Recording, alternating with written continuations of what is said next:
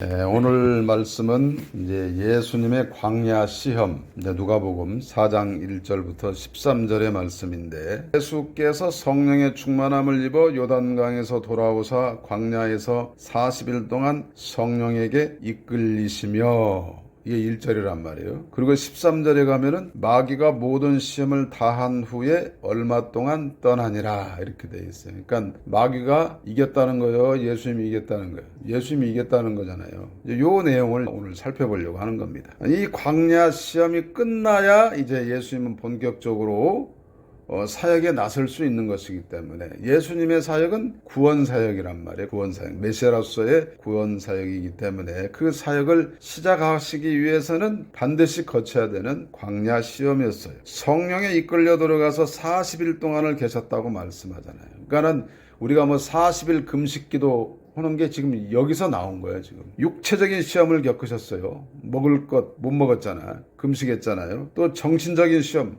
세상 명예 가지고 들이대면서 귀찮게 메시아 사역 이런 거 하려고 그래. 그냥 내가 세상 권세 다 줄 테니까 나를 따라와 이런 거. 정신적으로 헷갈리게 만드는 거지. 그 다음에 또 이제 말씀을 가지고 시험을 해요. 영적으로 좀 뛰어내려봐. 하나님이 너를 안 다치게 할 거야. 이런 거. 하나님을 시험해 보라고. 그러니까 육체적인 거, 정신적인 거, 영적인 거, 이 세 가지 시험을 광야에서 받는 겁니다. 그러니까 마귀로부터 유혹을 받는 거예요. 첫째 사람 아담은 그 사탄의 유혹을 받고 어떻게 됐어요? 넘어졌잖아. 그래가지고 결국 죄와 사망이 들어왔는데 모든 사람을 다 죄인 받는 거 아니에요? 그런데 둘째 아담이라는 예수님은 광야에서 시험을 받으시고 승리하셨기 때문에 죄와 사망의 굴레에서 벗어나게 하셨다 그 말이에요. 그러니까는 그리스도의 십자가와 부활이라고 하는 거는 이 광야 시험이 없었으면은 안 된다 그 말이에요. 있었기 때문에 십자가와 부활로 이어지고 그 은혜에 우리가 살게 되었다라고 하는 말씀을 지금 하려고 하는 것입니다. 요거는 이스라엘이 출애굽 당시에 광야에서 겪었던 40년이라고 하는 기간을 아주 압축해가지고 예수님이 이제 경험을 하시는 것이다. 이렇게 신학적으로 정리할 수가 있겠습니다. 이스라엘이 가나안 땅에 들어갈 때에 이 40년 광야가 없었다면은 들어갈 수가 있었겠습니까? 불가능한 겁니다. 광야를 지나야 들어가는 겁니다. 우리도 마찬가지 아니에요? 이 땅의 삶을 지나야, 이 땅의 삶을 예수 그리스도 안에서 살며 지나가야 천국에 입성하는 거 아니겠어요? 같은 원리라는 것을 이해할 수 있기를 바랍니다. 그래서 우리는 매 순간마다 영적으로, 육체적으로, 정신적으로 늘 마귀로부터 유혹을 받고 있다는 사실을 알아야 돼요. 그런데 그거를 우리는 이겨내는 거 아니겠어요? 예수님이 이겨냈으니까 우리도 이겨낼 수 있는 겁니다. 그래서 예수님이 공생애를 시작하시기 전에 마귀의 시험을 받으신 것처럼 우리도 계속해서 신앙생활하는 과정 속에서 갖가지 유혹을 받을 수밖에 없는 것입니다. 그래서 예수님이 이기신 것을 통해서 우리도 또한 이길 수 있는 비법을 배울 수 있다 그런 말이에요. 먼저 1절과 2절을 보니까요, 예수님께서는 성령의 충만함을 받고 광야로 들어가셨다는 것을 알 수가 있어요. 광야에서 40일 동안 성령에게 이끌리시며 라고 되어 있고, 2절에서 마귀에게 시험을 받으시더라 이렇게 되어 있잖아요. 그러니까 이거는 하나님의 허락하심 속에서 들어간 거죠. 근데 성령의 충만한 상태에서 들어간 거죠. 그러니까 무장이 잘 되어 있는 상태에서 들어갔다는 거예요. 시험을 이기려면은 먼저 성령으로 충만해야 한다는 것을 보여주고 있는 겁니다. 성령 충만이라고 하는 것은 에너지를 채우는 거 아니겠습니까? 영적인 에너지, 다시 말하면 말씀과 기도와 말씀 묵상으로 가능하게 되는 것이다. 이렇게 말씀을 드릴 수 있어요. 시험을 이기기 위해서 매일매일 우리 성령님과 동행하는 삶을 살아야 된다. 성령님은 어떤 분이시다? 하나님의 말씀을, 하나님의 능력을 우리에게 적용해 주시는 하나님이시기 때문에 우리가 성령님과 동행하지 않는다면 우리는 하나님으로부터 어떠한 혜택도 받을 수가 없다는 사실을 깨달아야 돼요. 그래서 첫 번째로 성령의 충만함이 있어야 된다라는 사실을 알 수 있죠. 그 다음에 이제 하나님의 말씀으로 예수님이 극복해내는 그런 과정, 이겨내는 과정을 볼 수가 있습니다. 2절에 보니까 모든 날에 아무것도 잡수시지 아니하시니 날수가 다함에 줄이신지라 그랬잖아요. 그러니까 40일 동안 아무것도 안 먹었다는 거잖아. 얼마나 배가 고프겠어. 이때 3절에 가서 보니까 마귀가 이르되 네가 만일 하나님의 아들이어든 이 돌들에게 명하여 떡이 되게 하라 이렇게 말씀합니다. 그러니까는 기적을 베풀어서 돌덩이라도 씹어 먹어, 그 빵으로 만들어서 먹어, 이 얘기 아니에요. 그러니까 이렇게 유혹을 하는 것은,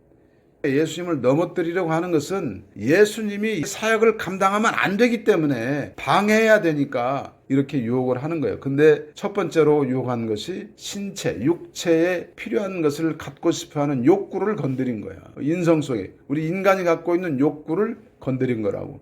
사람들은 이렇게 생각할 거야. 예수님이 하나님의 아들이고 메시아인데 뭐 이까지 것 가지고 이렇게 얘기할 수 있잖아. 그러나 지금 예수님은 지금 인성의 소유자로서의 메시아 사역 전에 시험을 받고 계신다고 하는 사실을 알아야 돼요. 그러한 관점에서 우리는 이 신학적 이해, 통찰을 가져야 될 것입니다. 그래서 예수님은 뭐라고 답을 하느냐? 성령으로 충만한 상태에 있기 때문에 사람이 떡으로만 살 것이 아니라 이렇게 말씀을 합니다. 요거는 이제 신명기 8장 3절의 말씀을 인용한 것인데, 예수님이 말씀으로 지금 물리치시는 거잖아요. 기적을 행해가지고 그러면 어떤 생각이 들겠어요? 이 병도 고치고 막 해. 지금 목사라고 생각해 봅시다. 안수했는데 막 안진뱅이가 일어나. 죽을 병이 암이 나서 버렸어. 기도만 해주면 장사가 잘 돼. 그러면 이제 목에 기부스가 들어가 안 들어가?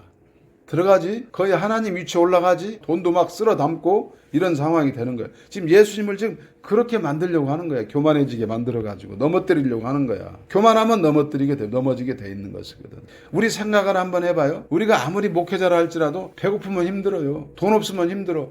그걸 건드리는 거야. 쉽게 말하면 의식주를 건드리는 거야. 기본적인 의식주에 관한 욕구를 건드려 이 문제가 해결이 안 되면 그 어떤 사람이라 할지라도 힘들 수밖에 없는 거예요. 그런데 성령으로 충만한 예수님은 사람이 떡으로만 살 것이 아니라 라고 하신 신명기 8장 3절을 인용해가지고 이겨내는 것입니다. 예수님은 말씀으로 잘 물리치셨어요. 완전한 인성을 지니신 예수님의 시험 극복, 유혹을 이기는 승리의 장면을 지금 보고 있는 것입니다. 얼마나 강렬한 도전이었겠어요.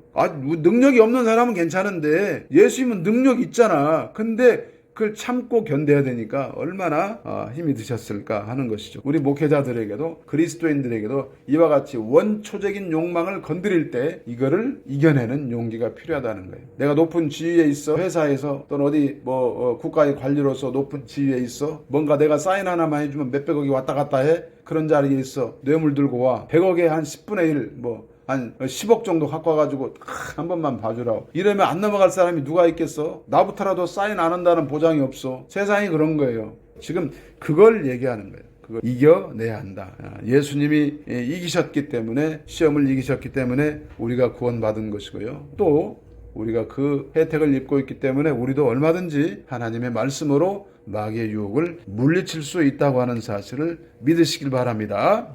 그 다음에 이제 마귀는 또 뭐라고 말하냐면 세상의 모든 명예 권세를 주겠다고 말을 해. 천하만국을 보여줘. 얼마나 화려하겠어요. 이 모든 권위와 그 영광을 내가 네게 주리라. 이것은 내게 넘겨준 것이므로 내가 원하는 자에게 주노라. 마치 마귀가 전지전능자인 것처럼 이야기를 하고 있잖아요. 자기 것이라고 주장을 하고 있고, 그런데 마귀 사탄의 움직임이라고 하는 것, 그들의 권한이라고 하는 것은 하나님이 허락하신 범주 안에서만 가능하다는 사실을 우리는 욥기서 1장을 통해서 이미 잘 알고 있어요. 이 사탄이 작동시킬 수 있는 그 세계라고 하는 것은 불신 세계를 말하는 겁니다. 믿음의 세계, 믿음의 영역 안에 들어오면 마귀는 꼼짝할 수가 없는 것이죠. 그러니까 불신 세상이라고 하는 이 세상 속에서 권력자로서 자기가 군림을 하고 있는 것인데, 그걸 보여주고 내가 너한테 모든 권력을 줄 테니까 네가 그 메시아 사역은 좀 포기하는 게 좋겠다, 이렇게 이야기를 하는 겁니다. 세상의 영광과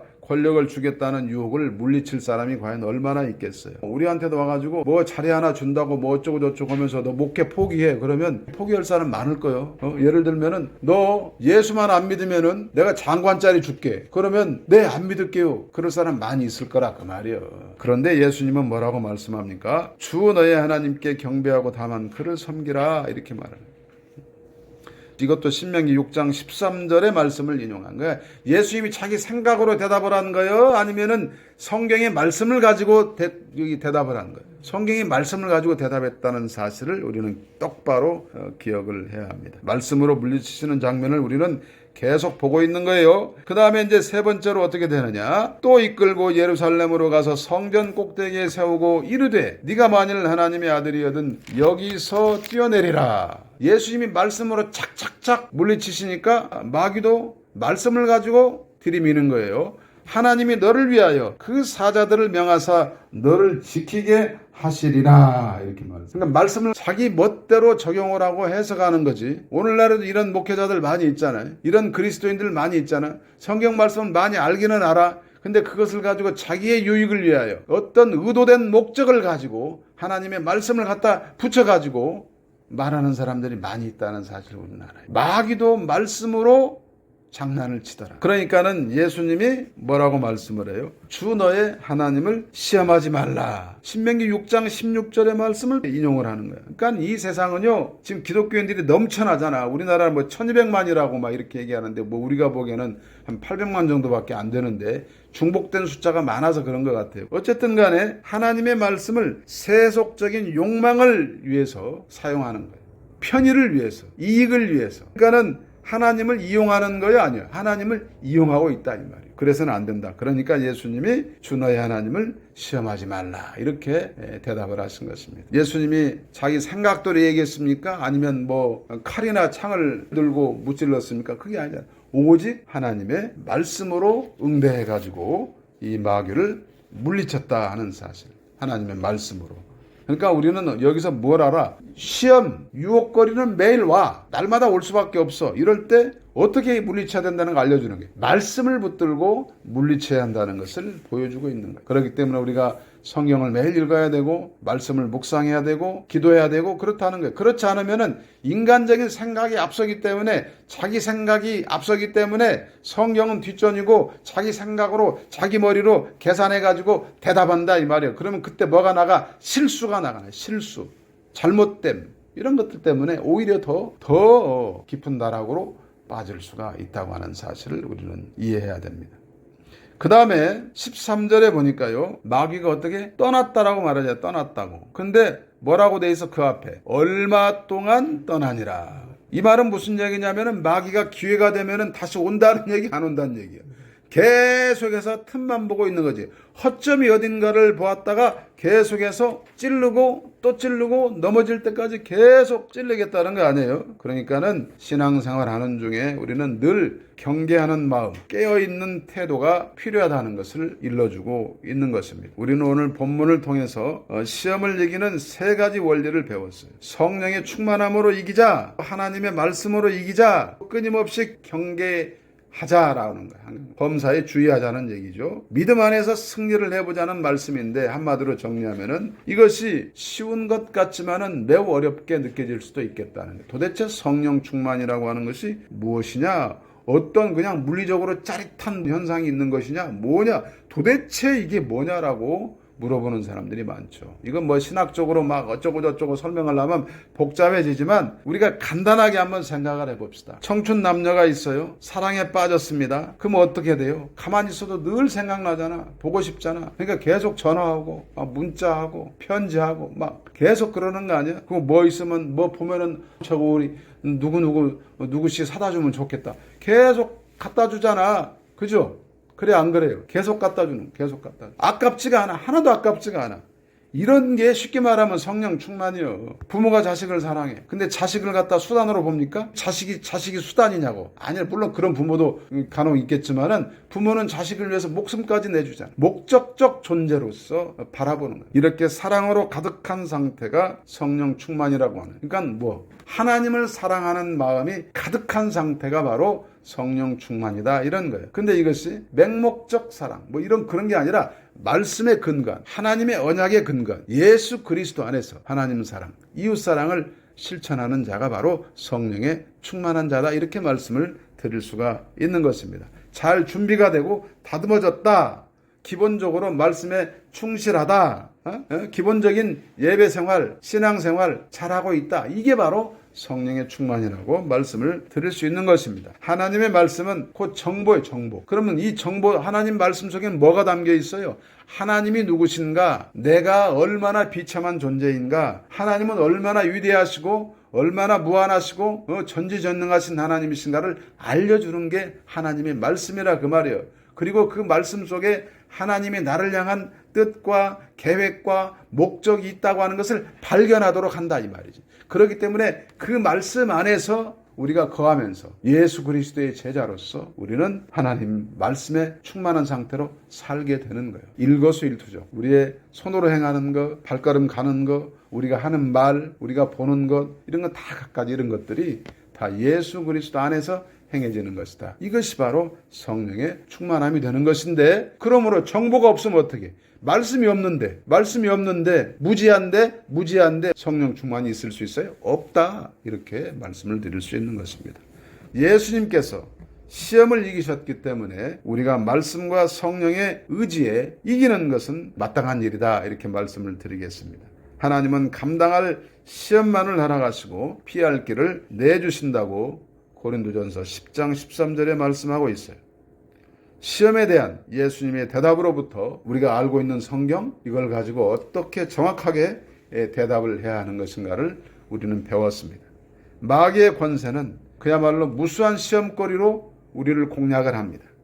계속해서 우리를 찔러봅니다. 모든 시험은 육체적, 정신적, 영적인 것으로 계속해서 다가옵니다. 다른 말로 표현하면 우리의 탐욕성을 건드리는 겁니다. 원초적으로 갖고 있는 탐욕이라고 하는 그 덩어리를 이쪽에서도 찔러보고 저쪽에서도 찔러보고 그러는 거예요. 그게 바로 육체적, 정신적, 영적 그런 관점에서 계속해서 건드리고 찔러보는 거예요. 그러니까 이거를 이제 아주 잘 표현한 성경 구절이 있잖아요. 요한일서 2장 16절.